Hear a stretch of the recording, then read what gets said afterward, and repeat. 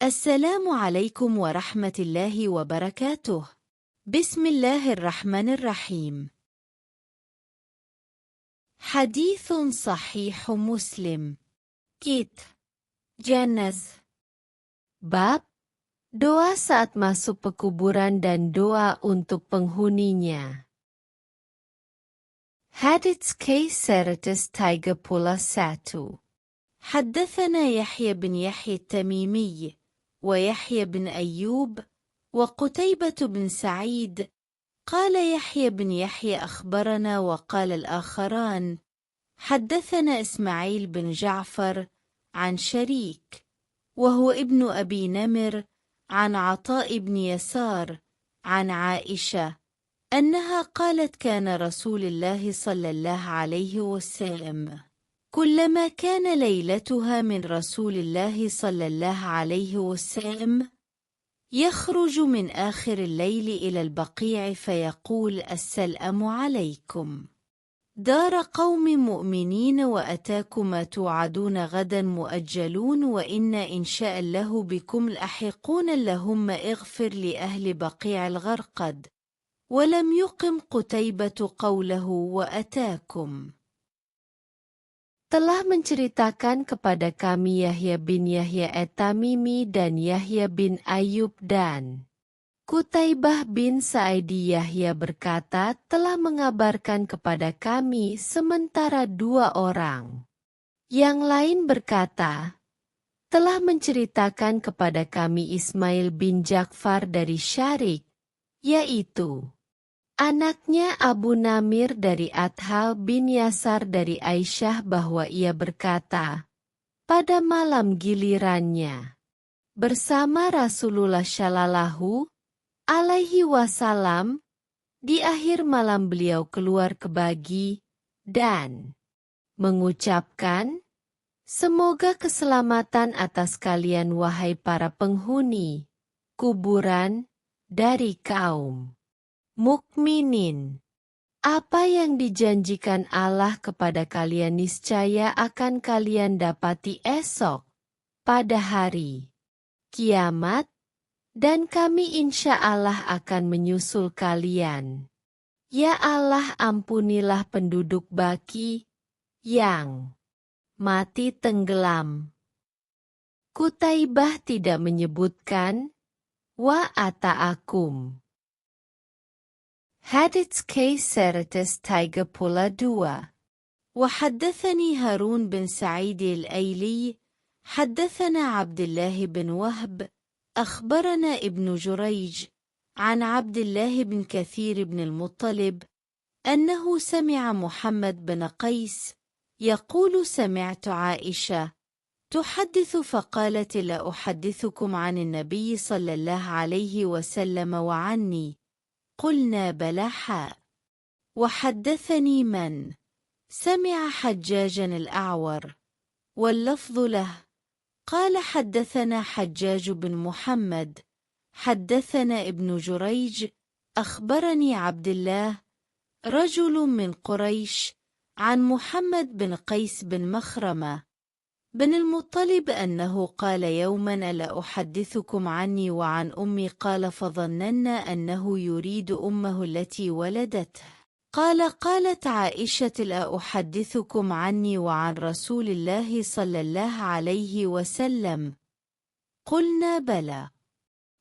قالت لما كانت ليلتي التي كان النبي صلى الله عليه وسلم فيها عندي انقلب فوضع رداءه وخلع عليه فوضعهما عند رجليه وبسط طرف إزاره على فراشه فاضطجع فلم يلبث الله وريثما ظن أن قد رقدت فأخذ رداءه رويدا وانتعل رويدا وفتح الباب فخرج ثم أجافه رويدا فجعلت درعي في رأسي واختمرت وتقنعت إزاري ثم انطلقت على إثره حتى جاء البقيع فقام فأطال القيام ثم رفع يديه 3 مرات ثم انحرف فانحرفت فأسرع فأسرعت فهرول فهرولت فأحضر فأحضرت فسبقته فدخلت فليس الله وأن اضطجعت فدخل فقال ما لك يا عائش حشي رابية؟ قالت قلت الأشاء قال: لتخبريني أو ليخبرني اللطيف الخبير؟ قالت: قلت يا رسول الله بأبي أنت وأمي. فأخبرته. قال: فأنت السواد الذي رأيت أمامي؟ قلت: نعم. فلهدني في صدري لهدة أوجعتني، ثم قال: أظننت أن يحيف الله عليك ورسوله؟ قالت: مهما يكتم الناس يعلمه الله. نعم. قال: فإن جبريل أتاني حين رأيت فناداني فأخفاه منك، فأجبته فأخفيته منك، ولم يكن يدخل عليك وقد وضعت ثيابك، وظننت أن قد رقدت، فكرهت أن أوقظك وخشيت أن تستوحشي. فقال: إن ربك يأمرك أن تأتي أهل البقيع فتستغفر لهم. قالت: قلت: كيف أقول لهم يا رسول الله؟ قال: قولي: السلام على أهل الديار من المؤمنين والمسلمين، ويرحم الله المستقدمين منا والمستأخرين، وإنا إن شاء الله بكم للاحقون. Dan telah menceritakan kepadaku Harun bin Sa'idi al-Aili telah menceritakan kepada kami Abdullah bin Wahb telah mengabarkan kepada kami Ibnu Juraij dari Abdullah bin Katsir bin Muthalib bahwa ia mendengar Muhammad bin Qais berkata, saya mendengar Aisyah menceritakan, ia berkata, maukah kalian aku ceritakan sebuah hadits dari Rasulullah Shallallahu alaihi wasallam dan juga dariku? Kami menjawab, ya. Dalam jalur lain dan telah menceritakan kepadaku seorang yang mendengar Hajjaj al-Awar dan lafaz juga miliknya, ia berkata, telah menceritakan kepada kami Hajjaj bin Muhammad telah menceritakan kepada kami Ibnu Juraij telah mengabarkan kepadaku Abdullah, seorang laki-laki dari Quraisy dari Muhammad bin Qais bin Mahramah bin Al-Muthalib bahwa pada suatu hari ia berkata, maukah kalian aku ceritakan hadits dariku dan dari ibuku? Kami pun menyangka bahwa yang ia maksud dengan ibunya adalah ibu yang telah melahirkannya. Ia berkata, Aisyah berkata, maukah kalian aku ceritakan hadits dariku dan dari Rasulullah Shallallahu alaihi wasallam? Kami menjawab, ya, mau. Aisyah berkata, pada suatu malam ketika giliran Rasulullah Shallallahu alaihi wasallam di rumahku, setelah beliau menanggalkan pakaiannya, meletakkan terompahnya dekat kaki dan membentangkan pinggir jubahnya di atas kasur, beliau lantas berbaring. Setelah beberapa lama kemudian dan barangkali beliau menyangkaku telah tidur, beliau mengambil baju dan terompahnya. Dibukanya pintu perlahan-lahan dan kemudian ditutupnya kembali perlahan-lahan. Menyaksikan beliau seperti itu, kukenakan pula bajuku dan kututup kepalaku dengan kain. Kemudian aku mengikuti beliau dari belakang hingga sampai di baki. Ketika sampai di sana, beliau berdiri agak lama, kemudian beliau mengangkat kedua tangannya 3 kali. Sesudah itu beliau berbalik pulang. Aku pun berbalik pula mendahului beliau. Kalau beliau berjalan cepat, maka aku pun berjalan cepat-cepat. Bila beliau berlari kecil, aku pun demikian. Ketika beliau sampai, aku pun sudah sampai lebih dulu dari beliau. Kemudian aku masuk ke dalam rumah dan langsung tidur. Setelah itu, beliau masuk dan bertanya, "Kenapa kamu wahai Aisyah? Kudengar nafasmu kembang kempis?" Jawabku, "Tidak ada apa-apa wahai Rasulullah." Beliau berkata, "Ceritakanlah kepadaku, atau kalau tidak Allah yang Maha Lembut dan mengetahui akan menceritakannya padaku."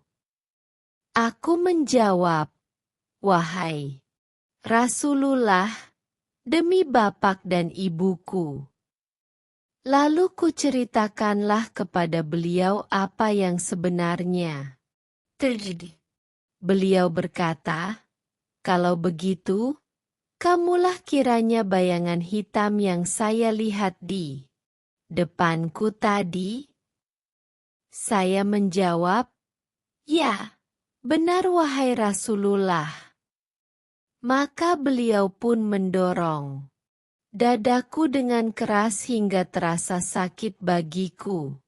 Kemudian beliau berkata, "Apakah kamu masih curiga Allah dan Rasul-Nya akan berbuat curang kepadamu?" Jawabku, "Setiap apa yang dirahasiakan manusia, pasti Allah mengetahuinya pula." Kemudian Rasulullah Shallallahu alaihi wasallam menceritakan kenapa beliau sampai keluar. Beliau bercerita, "Tadi Jibril datang, tapi karena ia melihat ada kamu, dia memanggilku perlahan-lahan, sehingga tidak terdengar olehmu. Aku menjawab panggilannya tanpa terdengar pula olehmu. Dia tidak masuk ke rumah, karena kamu menanggalkan pakaianmu. Dan aku pun mengira bahwa kamu telah tidur. Karena itu aku segan membangunkanmu, khawatir engkau akan merasa kesepian." Jibril berkata padaku, "Allah memerintahkan agar Tuan datang ke Baqi dan memohonkan ampunan bagi para penghuninya." Aku berkata, "Lalu apa yang kubaca sesampai di sana wahai Rasulullah?" Jibril menjawab, "Bacalah, As-salamu ala ahli diyar minal mukminin wal muslimin wa yarhamulahul mustaqdimin minna awal mustakhirin wa inna insya'a Allahu bikum lahikun." Semoga keselamatan tercurah bagi penduduk kampung orang-orang mukmin dan muslim ini. Dan semoga Allah memberi rahmat kepada orang-orang yang telah mendahului kami dan orang-orang kemudian, dan kami insya Allah akan menyusul kalian semua. Hadits K33. حدثنا أبو بكر بن أبي شيبة وزهير بن حرب قال حدثنا محمد بن عبد الله الأسدي عن سفيان عن علقمة بن مرثد عن سليمان بن بريدة عن أبيه قال كان رسول الله صلى الله عليه وسلم يعلمهم إذا خرجوا إلى المقابر، فكان قائلهم يقول في رواية أبي بكر: السلأم على أهل الديار، وفي رواية زهير: السلأم عليكم أهل الديار من المؤمنين والمسلمين وإنا إن شاء الله للاحقون أسأل الله لنا ولكم العافية. Telah menceritakan kepada kami Abu Bakar bin Abu Syaibah dan Zuhair bin Harb. Keduanya berkata, telah menceritakan kepada kami Muhammad bin Abdullah al-Asadi dari Sufyan dari Alkamah bin Martsad dari Sulaiman bin Buraidah dari bapaknya, ia berkata, Rasulullah Shallallahu alaihi wasallam mengajarkan kepada mereka apa yang mesti mereka kerjakan apabila mereka hendak keluar ziarah kubur. Maka salah seorang dari mereka membaca doa sebagaimana yang tertera dalam riwayat Abu Bakar, As-salaamu ala ahli diar, sementara dalam riwayat Zuhair As-salaamu alaikum ahlat diari minal mukminin wal muslimin wa inna insya'a Allahu bikum lahikun. Asalulahalana awalakumul aafiyah. Semoga keselamatan tercurah bagi penghuni kubur dari kalangan orang-orang mukmin dan muslim, dan kami insya Allah akan menyulul kalian semua. Saya memohon kepada Allah bagi kami dan bagi kalian al-afiyah, keselamatan.